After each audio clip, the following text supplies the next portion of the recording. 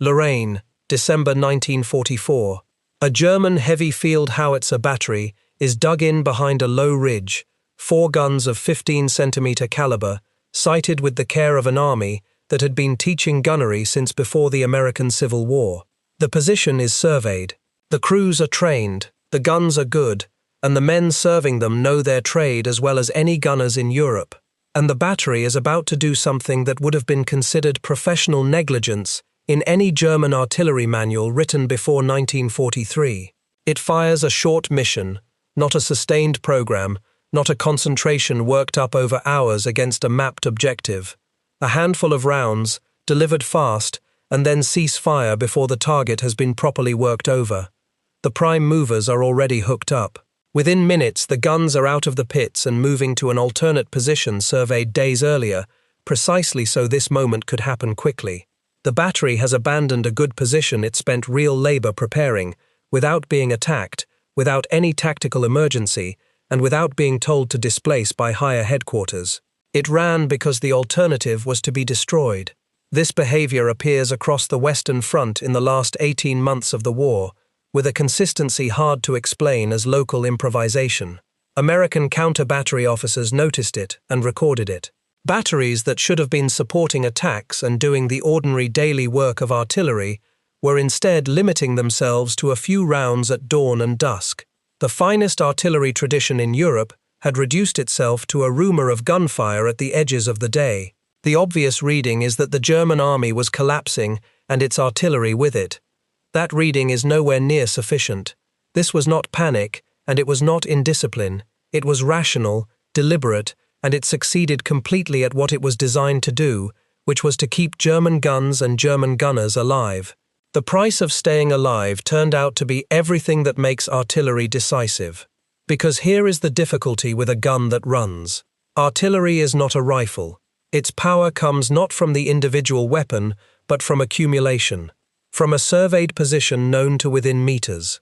From targets registered by observed fire, so corrections can be applied without waiting. From a communications net laid and tested, ammunition stocked at the gun line, and the ability of many guns in many positions to be brought onto the same point of ground at the same moment. All of that takes time to build, and all of it is destroyed the instant the battery limbers up and moves. A gun that fires once and runs has traded accuracy, weight of fire, and responsiveness for survival. It has become a weapon of harassment. It is no longer a weapon of decision. 6 years earlier, and 2,000 miles east, the same doctrine, the same guns, and in many cases the same officers, had produced the opposite result entirely. In Poland in 1939, in France in 1940, and above all on the Eastern Front in 1941 and 1942, German artillery did exactly what artillery is supposed to do. It concentrated. It stayed. It broke fortified lines, and it did so with a technical sophistication that no other army in Europe could match at the time. At Sevastopol in 1942, it reduced one of the strongest fortress systems on Earth. So the question is not why German artillery was bad. It was not bad. The question is why an arm that had recently been the best in the world at massing fire stopped doing it, voluntarily, against one particular opponent, while remaining perfectly capable of it in principle. The answers that come first are the ones to discard first. It was not that German guns were inferior. The 10.5 centimeter light field howitzer and the 15 centimeter heavy field howitzer were sound, accurate weapons.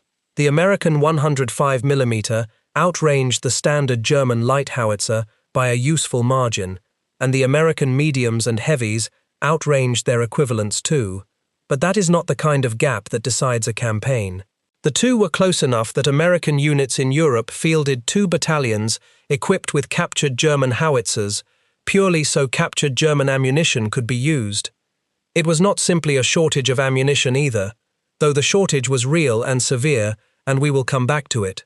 A battery short of shells has all the more reason to stay in a good position and make every round count. And it was not that German gunners were less skilled. What was killing them was not better marksmanship on the other side of the line. The answer lies in a place that has nothing to do with Europe and almost nothing to do with the guns. It was worked out over roughly 15 years on the plains of southwestern Oklahoma, at an artillery school so short of money it sometimes struggled to buy the shells it needed for demonstrations, by officers who were asking a question that no other army in the world had thought was worth the trouble of answering. The question was not how to make artillery hit harder, it was how to make artillery answer faster. To understand why that question was so dangerous, you have to first understand how good the Germans were at the older question, because the German artillery arm was not a competent institution that got unlucky. It was the institution that had invented modern artillery in the first place. For most of the First World War, artillery on all sides worked on a principle that looks self-defeating in hindsight. To fire accurately, you had to register. That meant firing ranging rounds at a known point, watching where they fell, and calculating corrections for the wear in your barrel, the peculiarities of your batch of ammunition, and the weather of that particular day. Only then could you fire with confidence at something you could not see. The method worked, and it announced days in advance where your guns were and what you meant to do with them. The great bombardments of the Middle War years lasted for days because they were built on this foundation, and the enemy watched them build, counted the days, and moved his reserves. Surprise and accuracy were understood to be opposites. You could have one. The man who broke that trade-off was a retired Prussian lieutenant colonel named Georg Bruchmüller, who had left the army before the war with an unremarkable record and was recalled to duty because Germany was short of officers. Bruchmüller was a practitioner rather than a theorist, and he spent the middle years of the war on the Eastern Front working out, mission by mission, how to compress a preparation from days into hours without losing effect. He concluded that the long bombardment was worse than wasteful. What mattered was not destroying the enemy position, which was largely unachievable anyway, but paralyzing the men holding it and cutting their communications, their artillery, and their command posts in the short window before the infantry arrived. The German name that stuck to him was Georg Bruchmüller, a pun that turned his surname into the word for breakthrough. Bruchmüller's system depended on a second man's work. Captain Erich Pulkowski developed a method of calculating firing data without registration at all, by systematically measuring barrel wear, testing ammunition lots, and applying meteorological data gathered on the day. It was arithmetic in place of observation. Combined with Bruchmüller's fire plans, it meant that German artillery could arrive in position under cover of darkness, remain silent, and open fire at full accuracy with no warning whatsoever. The results are among the most striking in the history of the arm. At Riga in September 1917, where Bruchmüller directed the artillery of the 8th Army under General Oskar von Hutier, the Russian positions on the Dwina were broken, with a preparation lasting hours rather than days. On March 21, 1918, at the opening of the Great German Spring Offensive, Bruchmüller controlled the artillery of the 18th Army in a preparation that remains a textbook example of the form, with fire shifting between enemy artillery, command posts, communications, and forward positions on a precisely timed schedule, followed by a rolling barrage that walked ahead of the advancing infantry. The British front broke that morning on a scale nothing on the Western Front had achieved in years. Two qualifications belong here, because the story is often told badly. Bruchmüller commanded the guns of one army that morning, not all of them, and the method was as much Pulkowski's as his. And the Germans were not alone. The British had fired accurately from the map without registration at Cambrai in November 1917, months before the German spring offensive. Predicted fire was arriving on both sides at roughly the same time, which is usually what happens when a problem becomes solvable. That is the tradition the German gunners of 1944 had inherited, and it was not a museum piece. The German army of the Second World War institutionalized it. Artillery was coordinated above the divisional level by dedicated artillery commanders at corps and army level, officers whose entire function was to bring the fire of multiple regiments onto the same problem. Each infantry division fielded an artillery regiment of 3 light battalions with 12 10.5 cm howitzers apiece, and 1 heavy battalion with 12 15 cm howitzers, a structure of considerable coherence. That was the establishment the German army began the war with. By 1944, it had been cut about a good deal, with smaller batteries and reduced regiments in the late war infantry and People's Grenadier divisions, which is worth remembering whenever a German division's artillery strength is quoted. Attached at corps and army level were observation battalions, motorized specialist units carrying sound ranging equipment, flash spotting instruments, survey sections, meteorological detachments, and calibration batteries. Their job was to locate enemy guns by triangulating the sound of their firing and cross-observing their muzzle flashes, and to keep the German guns calibrated so that the Pulkowski method continued to work. That is a serious counter-battery capability, and it was built into the German order of battle before the war began. Through the first 2 years of the war, no other army could match the German combination of predicted fire, dedicated observation units, and coordinated command above the division. If you had been asked in the summer of 1941 which army in the world understood artillery best, the honest answer would have been the German one, and it would not have been close. If this kind of history interests you, the engineering and the doctrine underneath the events rather than just the events, consider subscribing and leaving a like. It genuinely helps this sort of detailed work find the people who want it. Consider what this looked like when it was working properly. Sevastopol, in the early summer of 1942, the Soviet naval fortress on the Crimean coast, was protected by concrete gun batteries, deep rock shelters, minefields, and layered defensive belts, and it had already thrown back one German attempt. For the second attempt, the German 11th Army under Erich von Manstein assembled the heaviest siege train the Wehrmacht ever fielded, something in the order of 1,300 guns and heavy weapons organized into around 120 batteries. Among them were super-heavy mortars of 60-centimeter caliber and an 800-millimeter railway gun, so large it required a purpose-built 4-track rail spur and a supporting complement of well over 1,000 men.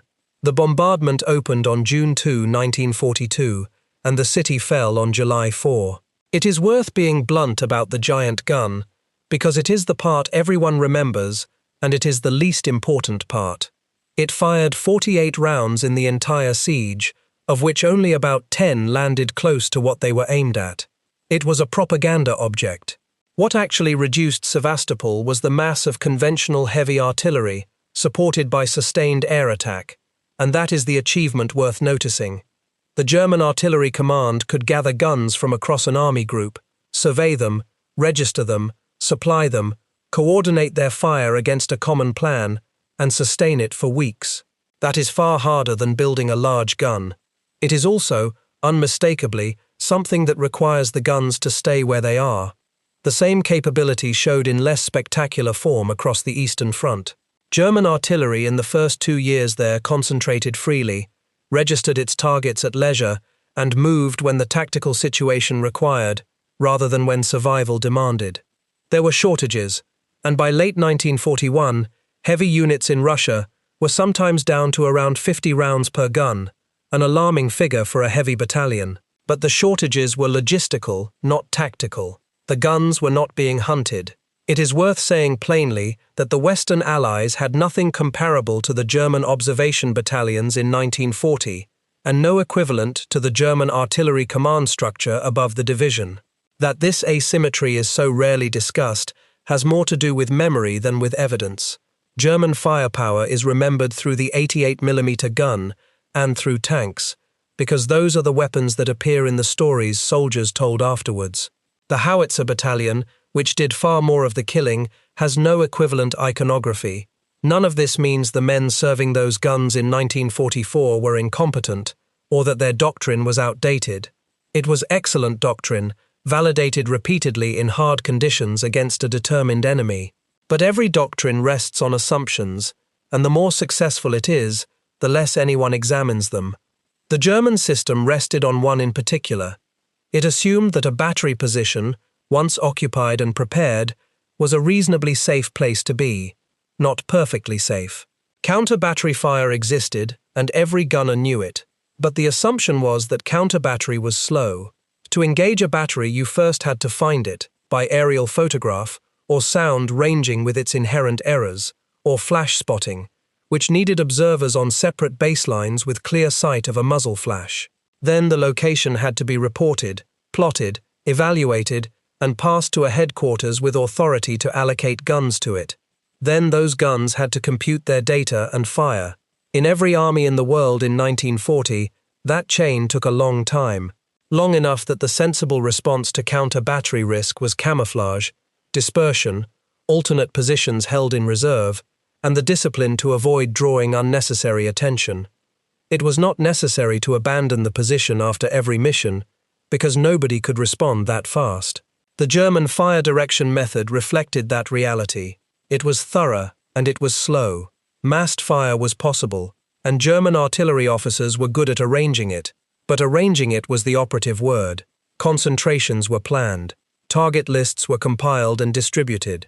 Communications ran predominantly by wire, laid and buried and maintained, because wire is secure and reliable, and because the German army never had radios in the abundance the Americans did. Coordination flowed upward to the artillery commander at corps level and back down again. For a deliberate operation, this worked beautifully. For a target of opportunity that appeared on a Tuesday afternoon in a sector nobody had planned for, it worked slowly, and often the answer that came back was that the guns available could not be spared or the ammunition could not be justified. There is a related point that matters later. German artillery was expert at fire, thought about in advance, and much weaker at fire, improvised at speed by someone junior. That is not a criticism of German gunnery. It describes where the system placed its intelligence, which was at the top, with the trained artillery commander and his staff, exactly where German military culture placed it generally. The Hürtgen Forest, in the autumn and early winter of 1944, shows what German artillery could still do when its assumptions held. In that dense conifer forest on the German border, American divisions were fed into a battle that ground on for months at appalling cost. German artillery and mortars there were devastating, for a specific and instructive reason. Shells detonating in the treetops sprayed fragments and wood splinters downward onto men who had been taught, correctly in open ground, to lie flat. But the more important reason, and the one the official American history of that campaign makes plain, is that the forest blinded the American observation system. Aerial observers could not see gun positions under the canopy. Ground observers could not see beyond a few dozen meters. Flash spotting was useless. The elaborate American apparatus for finding German guns simply did not function in there, and the moment it stopped functioning, German artillery reverted to behaving like artillery. It registered its targets, particularly the tracks and fire breaks the Americans had to move along, and it stayed in position, and it fired as often as its ammunition allowed. The lesson of the Hürtgen is not that German gunners were better in forests. It is that their silence everywhere else was not a property of the German army at all. It was a property of what the Americans were doing to them, and the moment that stopped, the silence stopped too. What the Americans were doing had been designed 2 decades earlier by an army that most of the world had stopped taking seriously, and it was not designed to defeat German artillery. It was not designed with the German army in mind at all. The United States Army between the wars was a marginal institution, ranked well down the international table by size through the 1930s, funded on budgets that barely covered maintenance, and possessing almost no political constituency. It spent 2 decades in a condition somewhere between hibernation and neglect. Officers waited a decade or more for promotion. Equipment was First World War surplus. Ammunition for training was rationed so tightly that gunnery instruction was often conducted with sub-caliber devices or on paper. There is an irony worth pausing on. The American School of Fire for Field Artillery was authorized in June 1911 and opened at Fort Sill, in Oklahoma, that September. Its first commandant was Captain Dan Moore, who had been sent to Europe by President Roosevelt a few years earlier to study how other armies taught gunnery, had been particularly impressed by the German artillery school at Jüterbog, and built the American institution deliberately on that model. The school that would eventually make German gun positions untenable was founded in conscious imitation of German practice. Over the following 2 decades, it acquired a culture that the American army badly needed somewhere and did not have in many places, which was a willingness to examine its own recent failures without flinching. That examination had a formal beginning. In the closing weeks of the First World War, the Army convened a board of officers under Brigadier General William Westervelt to review every category of artillery equipment and doctrine in light of what had just happened. The board sat in France, interviewed British and French and Italian specialists, examined captured German material, and reported in May 1919. Its conclusions were unsparing. Essentially, every item of American artillery equipment needed replacement. The board recommended a divisional howitzer of roughly 105 mm caliber and a general support howitzer of roughly 155 mm, both of which duly became the standard American pieces of the next war, and it pressed hard for mechanical transport in place of horses. But the equipment recommendations, important as they were, are not the interesting part. The interesting part is what the American artillery community concluded about method. The American experience of 1918 had been of artillery as a scheduled service. Fire plans were drawn up in advance by higher headquarters and executed on a timetable. If an infantry battalion ran into something the plan had not anticipated, which was constantly, there was effectively nothing it could do about it in any useful time frame. The barrage moved on, according to the schedule, whether the infantry could follow it or not. Officers who had lived through that came home convinced that the fundamental problem of field artillery was not range or caliber or accuracy, it was responsiveness. The fire had to be available to the man who could see the problem, and it had to arrive while the problem still existed. This was not a uniquely American realization. Every army that fought in 1918 learned something similar, and the British in particular did serious work on artillery responsiveness between the wars. What differed was the specific institutional answer the Americans built, and the fact that they had 2 decades of peacetime obscurity in which to build it without anyone interfering. The first substantial step came from Major Carlos Brewer, who ran the gunnery department at Fort Sill from around 1929. Brewer attacked a problem that sounds trivial and is not. Before him, when American artillery wanted to bring several batteries onto one target, the target was described by reference to terrain features or grid coordinates, and each battery worked out its own solution, more or less independently, with predictable variation in results. Brewer replaced this with a common framework. Battery positions were located by survey rather than by estimate. A firing chart was introduced, on which every battery and every known target could be plotted in a shared geometry. Targets were designated by reference to a base point on that chart, so that a correction observed by one battery meant something to all of them. In the spring of 1931, the gunnery department demonstrated massed battalion fire using this method, and it worked. But Brewer stopped short of the final step, and he stopped short for an honest reason. He kept the computation of firing data in the individual battery because he had not found a method of computing it reliably at the battalion level. The framework was shared. The arithmetic was still local. Closing that gap fell to Major Orlando Ward, who succeeded him and worked the problem between 1932 and 1934. Ward centralized the computation. Under his arrangement, the battalion commander became the director of fire, responsible for deciding what would be engaged and with what, while the battery commander became the conductor of fire, responsible for delivering it. The computing was done at the battalion in a dedicated space, with dedicated personnel and dedicated instruments, and out of that arrangement came the entity that would define American artillery for the rest of the century, the Fire Direction Center. The performance figures Ward's system produced in the 1930s are worth stating precisely because they seem unremarkable now and were astonishing then. With accurate maps, a battalion fire direction center could bring the fire of its battalion onto a target within 10 minutes of receiving the call. A single battery could respond within 5. Nothing else in the world at that time could do this. The Field Artillery School kept refining it. Lieutenant Colonel H.L.C. Jones reworked the Fire Direction Center in 1939 and demonstrated the improved version to the school's commandant, Brigadier General George Allen, in early 1941. Enabling technologies arrived alongside it. The graphical firing table let a computer at the Fire Direction Center convert range to elevation quickly and reliably. Frequency-modulated radio, pushed within the artillery by officers who had watched its civilian development, gave the system a communications medium that was fast, robust in rough terrain, and available in quantity. Organic air observation, with light aircraft assigned directly to artillery battalions rather than borrowed from the Air Corps, was approved by the War Department in March 1942. None of this was welcomed. The War Department and much of the field artillery establishment resisted the Fire Direction Center for years. The objections were not stupid. Centralizing computation looked like a way to make the whole battalion useless if one command post was hit.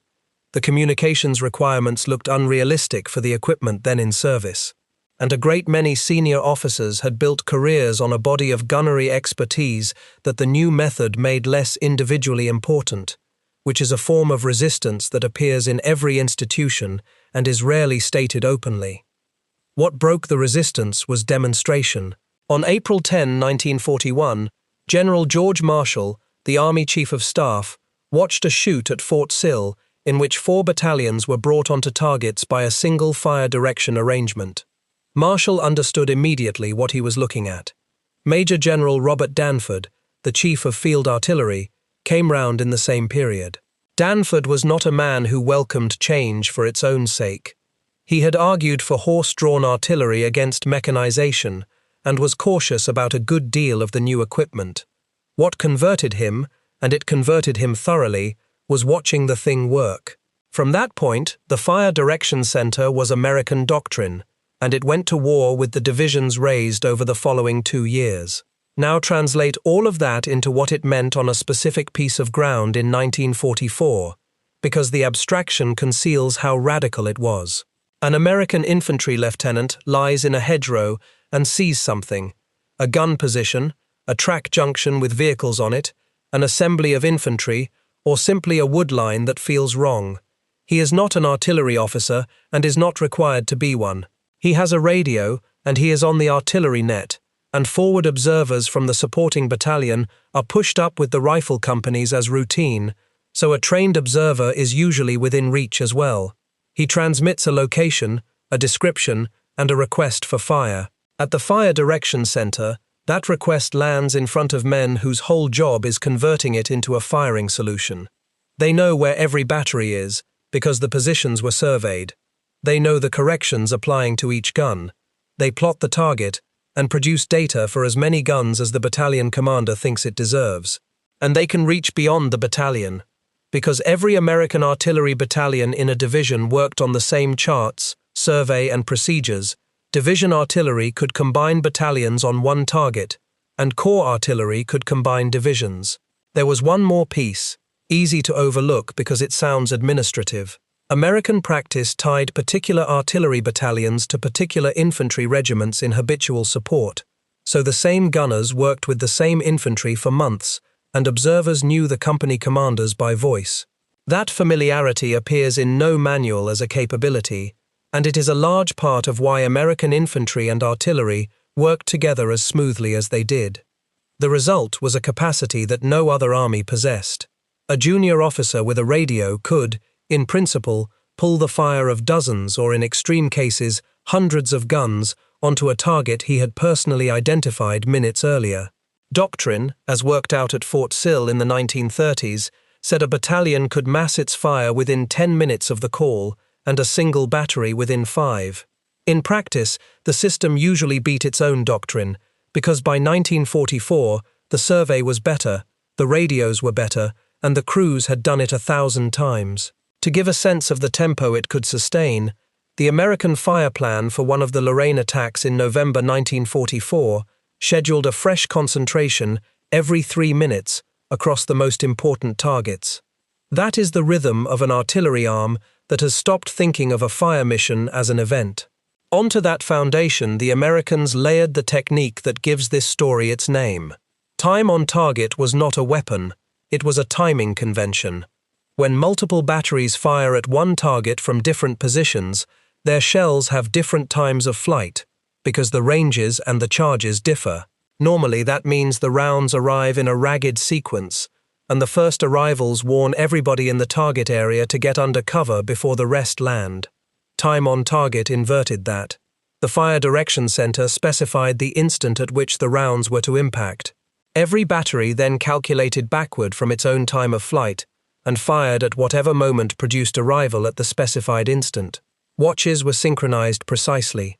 The result was that a target which had been perfectly quiet 1 second earlier was covered simultaneously by the entire weight of fire, with no ranging rounds, no warning, and no interval in which to react. The importance of this is a matter of human reaction as much as ballistics.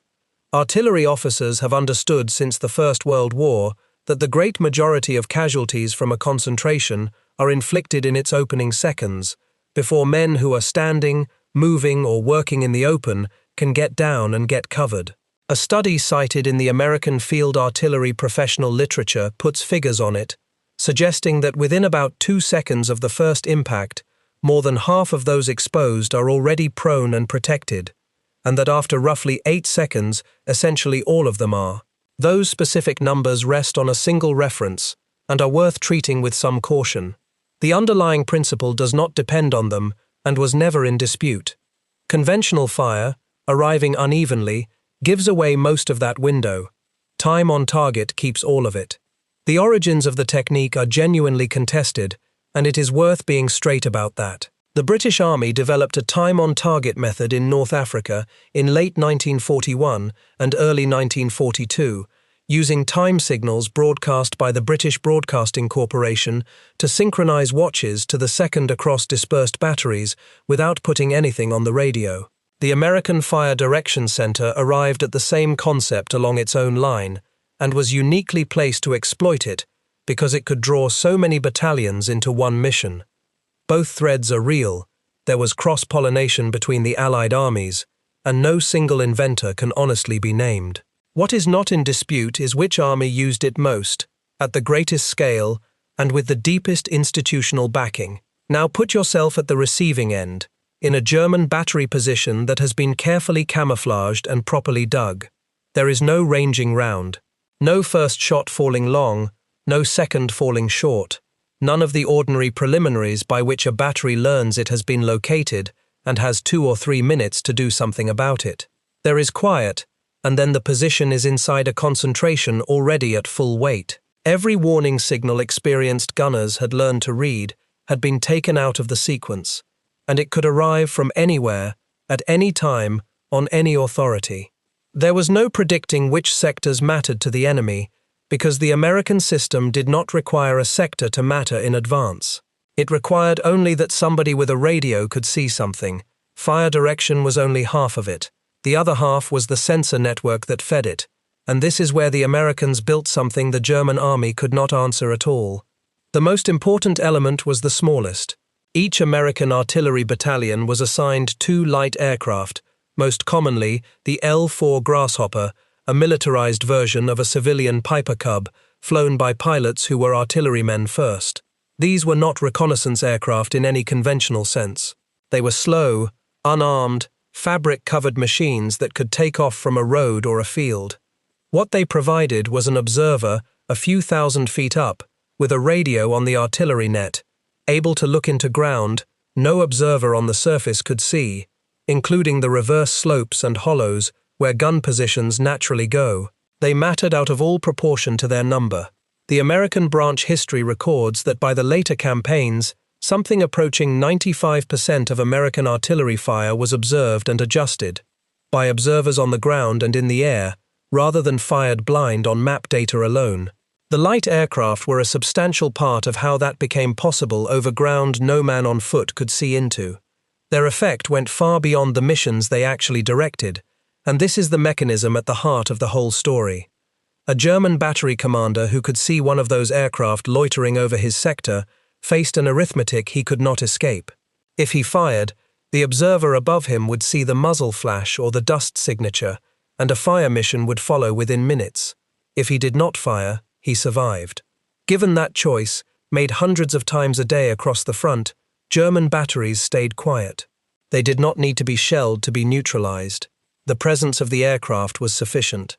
This was noticed as early as the Tunisian fighting, where observation planes over the enemy line frequently caused German batteries to stop firing rather than disclose their positions.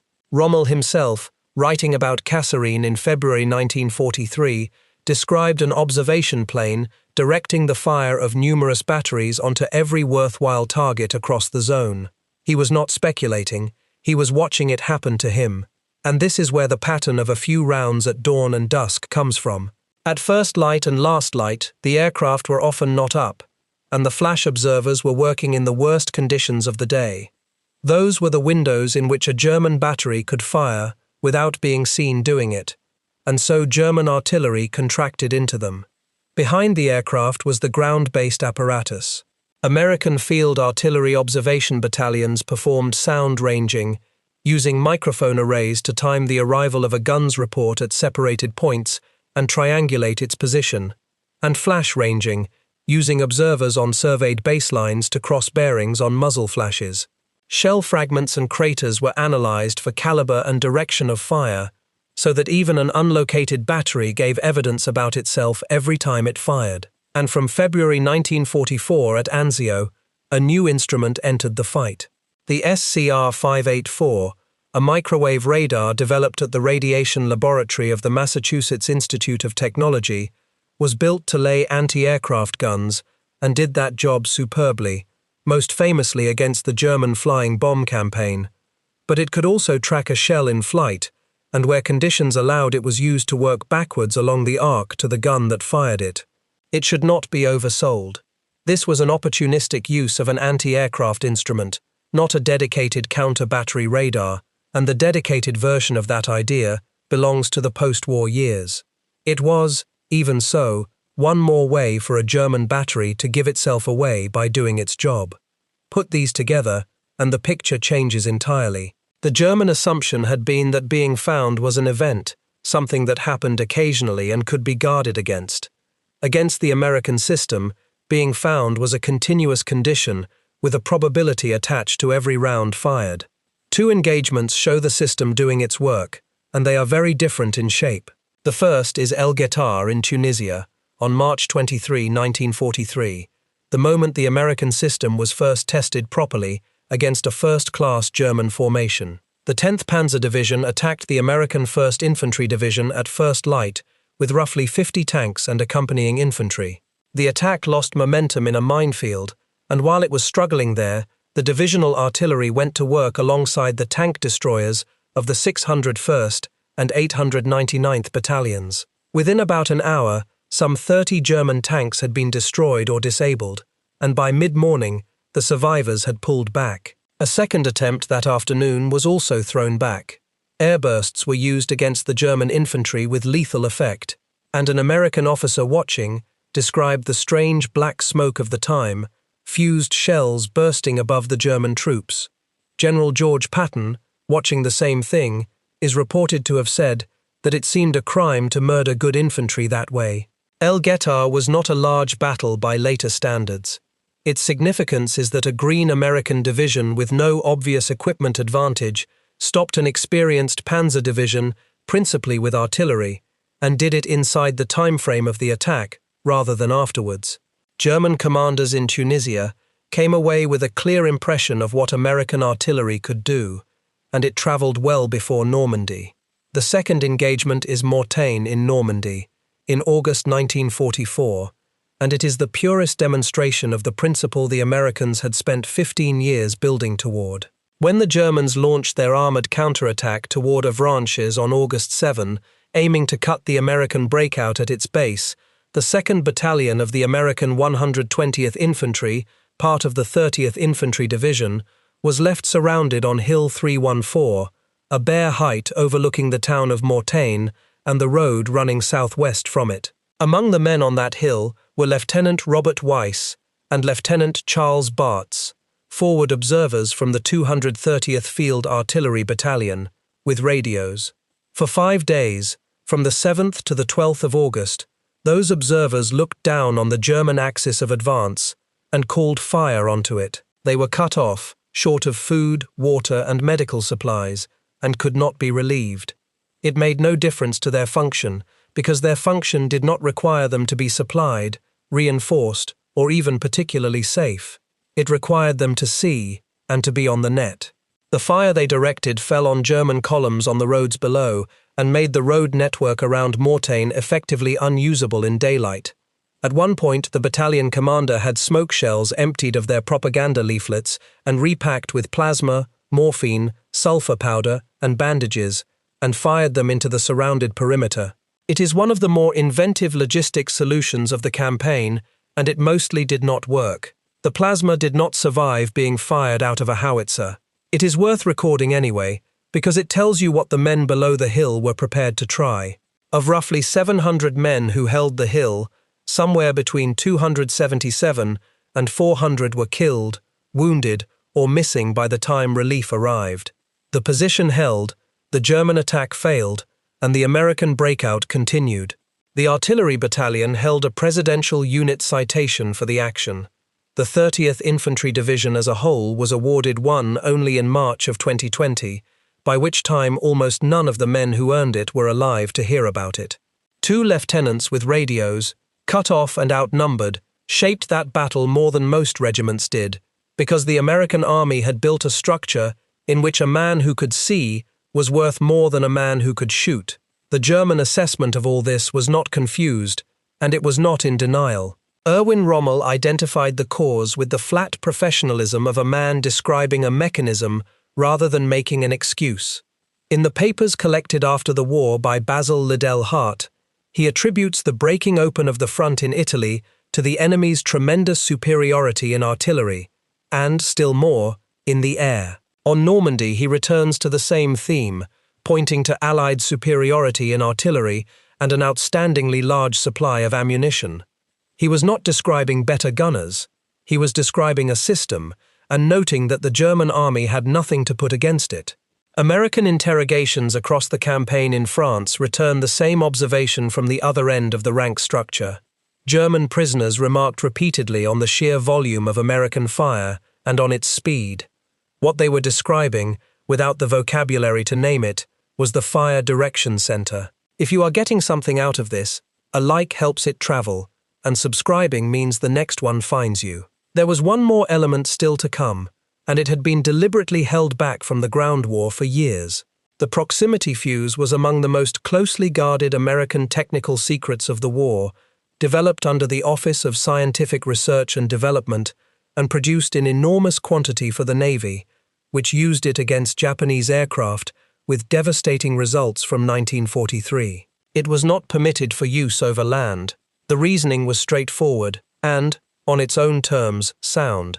A shell fired over land might fail to detonate. An unexploded round could be recovered, examined, and copied, and the fear was that German or Japanese industry would reverse engineer it and turn it against Allied aircraft. As long as the surprise was worth more than the tactical benefit, the restriction held. By the autumn of 1944, the calculation had changed. German industry was under sustained attack, German air power was a diminishing threat, and the war in Europe was clearly in its final phase. The combined chiefs of staff approved land use in late October 1944, initially in an anti-aircraft role. Then the German offensive in the Ardennes began on December 16th, and events moved faster than the paperwork. American artillery units began firing the new fuses within days, in some cases ahead of formal clearance. Eisenhower asked for the restrictions to be lifted on December 19th, and they were gone 2 days later. Within about a week, the most closely held ammunition secret of the war became standard issue across the front. The device itself was a miniature radio transmitter and receiver built into the nose of the shell. Once fired, it broadcast continuously and listened for the reflection from the ground below. When the strength of the returning signal indicated that the shell had descended to the desired height, typically somewhere between 30 and 50 feet, it triggered the burst. The engineering was severe. Vacuum tube electronics of the period were fragile laboratory instruments. This one had to survive an acceleration on the order of tens of thousands of times the force of gravity in a few milliseconds, then rotation at tens of thousands of revolutions per minute for the whole flight, and then work correctly on the first and only attempt. Germany had examined proximity fusing before the war and understood the principle perfectly well. The work was shelved in 1940 when priority went to projects that could reach the front inside 6 months, and it was resumed far too late to matter. Germany never fielded a gun-launched proximity fuse. The reasons were at least as much bureaucratic as technical, which is in some ways a more uncomfortable explanation than a failure of engineering would have been. Airbursts were not new. Artillery had used time fuses since the previous war, but a time fuse requires the gunner to predict the flight time correctly for the range and conditions, and getting the height right was unreliable, particularly in poor visibility when the burst could not be observed and corrected.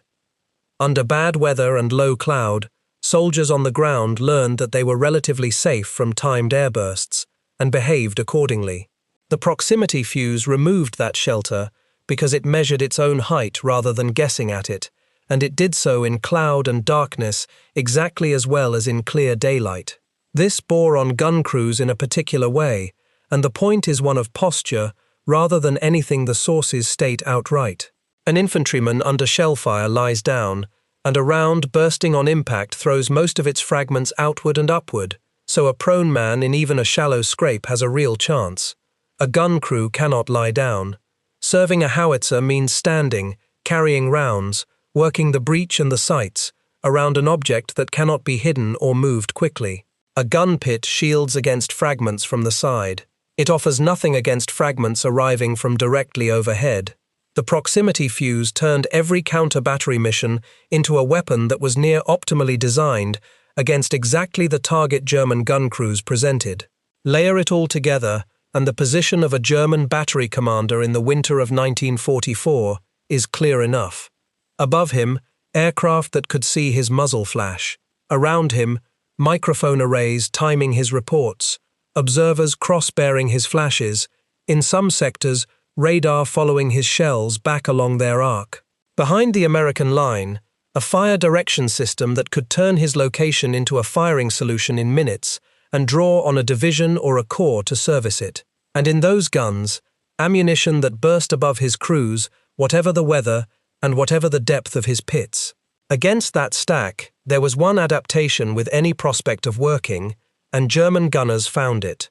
Fire briefly, move immediately, avoid registering, because registration means firing repeatedly at a known point from a fixed position, which is the most reliable way in the world to be located.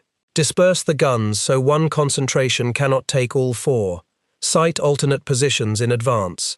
Fire at dawn and dusk when the aircraft are not up, and suppress the muzzle flash by any means available, which the German army did with considerable success.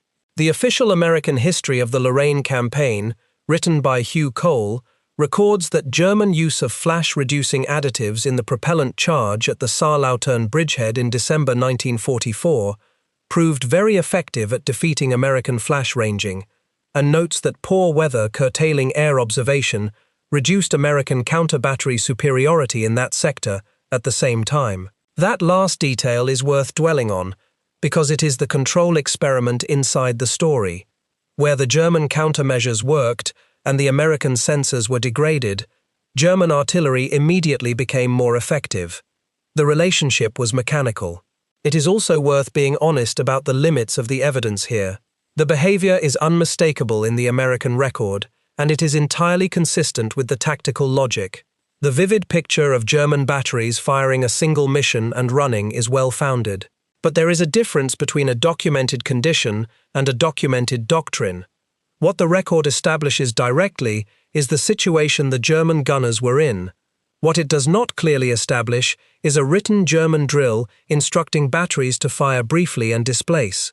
German artillery officers wrote extensively for the Americans after the war, in a series of manuscripts on artillery strength, observation, fire direction and corps artillery in the West, much of it never published, some of it written from memory with no records to hand. So the honest position is this: the pressure is documented, the behavior is visible in the American reporting. The internal reasoning is, for now, reconstructed from the outside. What the Germans lacked was not any single component.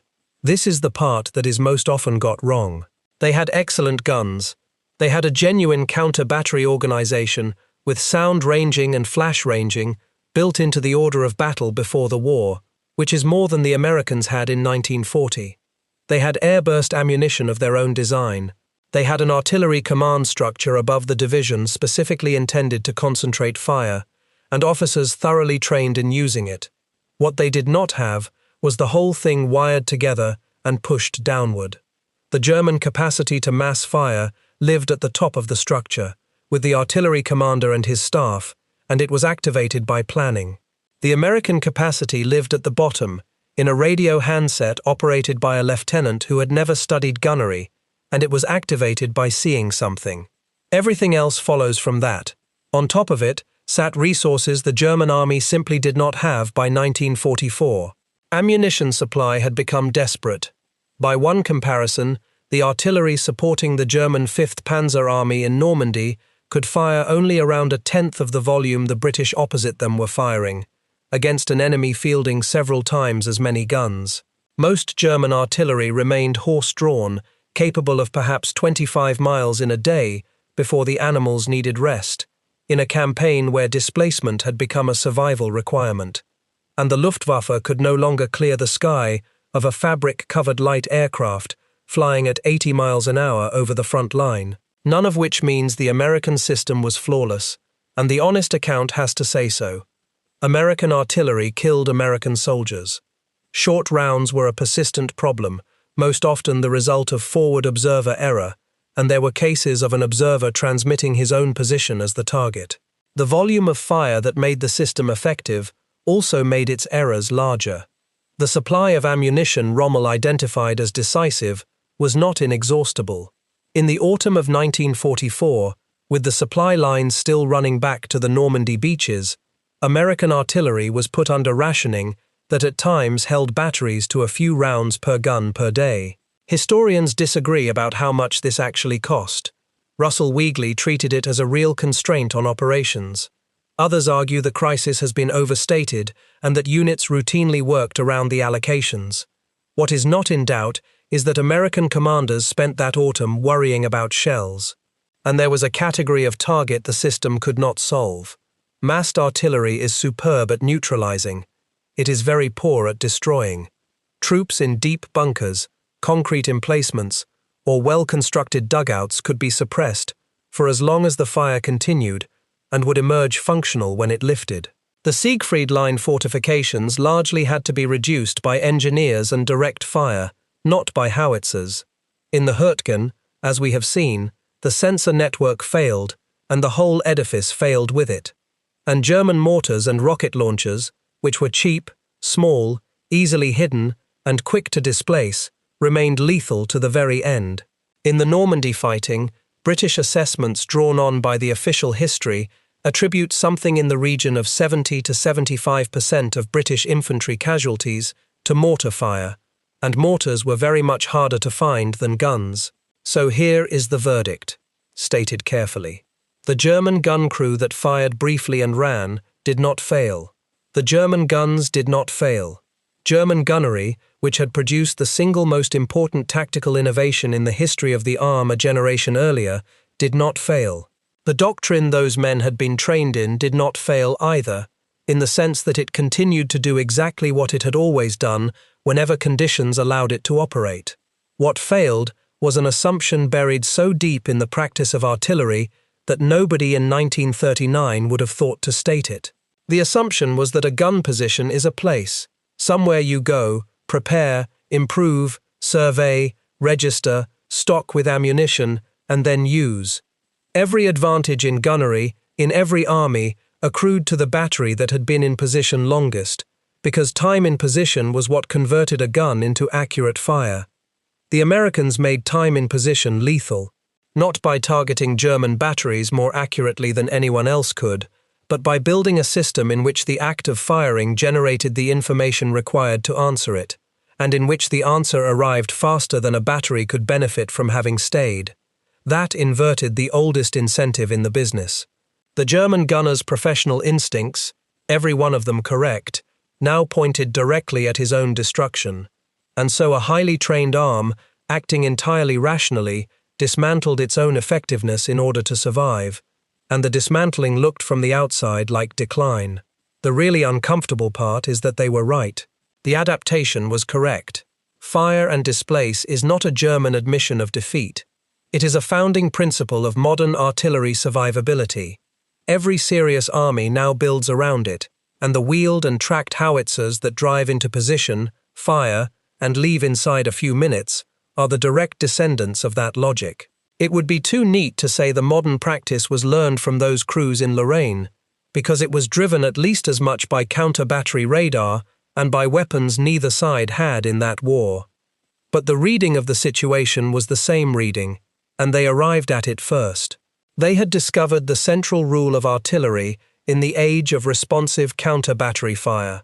They discovered it about 30 years early, without the mobility, the communications, or the automated computation that would eventually make it workable, and so the discovery cost them the arm. That is the trade at the center of this story, and it is why the outcome is not a simple case of one side being cleverer. The Germans bought survival with effectiveness at an exchange rate they could not control. The Americans bought responsiveness with an enormous investment in survey, communications, aircraft, training, and above all ammunition, an investment only an industrial power at full mobilization could afford, and their own system failed the moment its sensors were blinded. Nor was the American achievement tactical genius in any dramatic sense. It was the accumulated output of unglamorous institutional decisions made over 2 decades by an army nobody was watching, none of them aimed at German artillery. The Westerwelt board was fixing a procurement problem. Brewer was trying to make several batteries hit the same place. Ward was making the arithmetic work at battalion level. The radio work was about reliability. The light aircraft were about getting observers where terrain would not let them go. Time on target was a timing convention. Nobody in Oklahoma in 1932 set out to make German gun positions uninhabitable. It happened as a consequence. The deeper divergence is cultural, and it explains something well beyond artillery. The German army invested its intelligence in the commander. Its whole tradition rested on developing officers of exceptional individual judgment and then giving them mission orders rather than detailed instructions, trusting them to work out the execution. Applied to artillery, that meant the artillery commander and his staff were the point at which fire was concentrated, and their skill was the system. It produced, consistently, the finest small unit and mid-level leadership of the war, and nobody serious disputes that. The American army, poor and small and unable to assume it would have brilliant officers in quantity, invested its intelligence in the design of the system instead. The judgment was exercised years in advance, at Fort Sill, by men working out procedures that would function adequately when operated by ordinary people under stress. The lieutenant on the radio did not need to be exceptional. He needed to be able to read a map and speak clearly. Both approaches produced good armies. Only one of them produced an artillery arm that would answer a lieutenant within minutes, regardless of which lieutenant happened to be holding the handset that day. Carlos Brewer, whose firing charts and surveys began the whole sequence, is often described as having died before he could see what he had built. He did not. He was still alive when the war ended, and for a long time afterwards. He was 53 in the summer of 1944, which put him over the age limit Eisenhower had set for division commanders in Europe. So he asked to give up his rank of Major General and revert permanently to Colonel, in order to get to the fighting as an artillery officer. He took a heavy artillery group to France in January 1945, finished the war as artillery officer of the 7th Army, taught in a university reserve officer program in Ohio afterwards, retired in 1950, worked another decade in military research, and died in 1976, aged 85. He lived to see the Fire Direction Center become the standard practice of every modern army, and to watch its arithmetic handed over to the first generation of field artillery computers. Georg Bruchmüller, who had shown the world how to make artillery arrive without warning, died in 1948, having lived long enough to see the army he had transformed pulled apart. The method he and Pulkowski developed, firing accurately without registration, was never superseded. It was absorbed. Every modern artillery system fires unregistered as a matter of course. because the survey, the meteorology, the calibration data, and the computation are now automatic.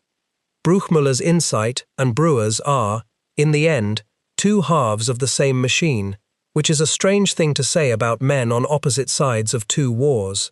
So return to the battery in Lorraine, in the last winter of the war, doing the thing that made no sense in 1918 and makes perfect sense now. The crew fires briefly and displaces because they have understood their situation with complete accuracy. Every additional minute in that position multiplies the probability that an aircraft, or a microphone array, or a pair of flash observers, or a radar has converted their muzzle flash into a six-figure grid reference, and that the reference has already been passed to a room full of men with charts who can answer it with more guns than the battery has any means of countering. They are not frightened, they are calculating, and the calculation is sound. Two theories of artillery met in that decision, and both of them were internally coherent. The German theory held that fire is a plan.